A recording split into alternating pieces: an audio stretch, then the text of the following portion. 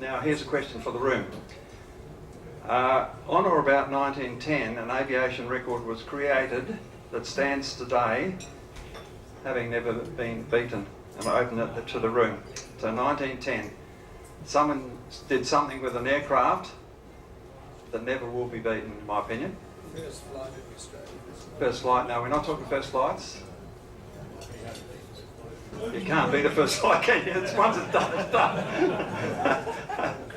Well, I'll tell you. First Wrangler. Were you responsible? Well, does the name Thomas Sopwith ring a bell with anybody? Sopwith Camel. Truly remarkable man.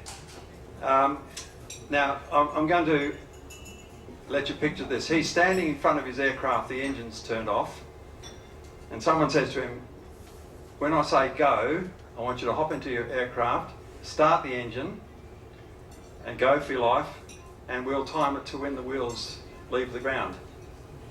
That's the record, folks. Does anyone estimate the time? 9 seconds. Harry, apart from you, who I told earlier. Yes, 9 seconds. That's a record I think that'll stand forever. Can you imagine it?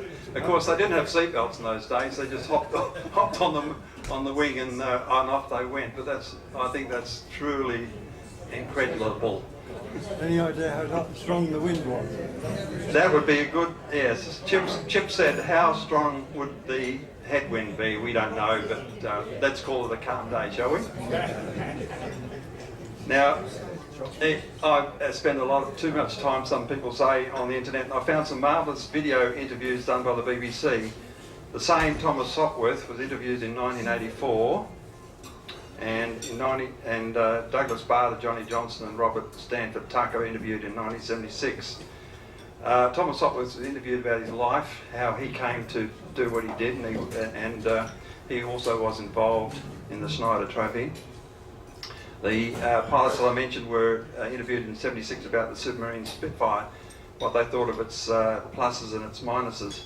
Now, those two video interviews you can see on the Fliers group website.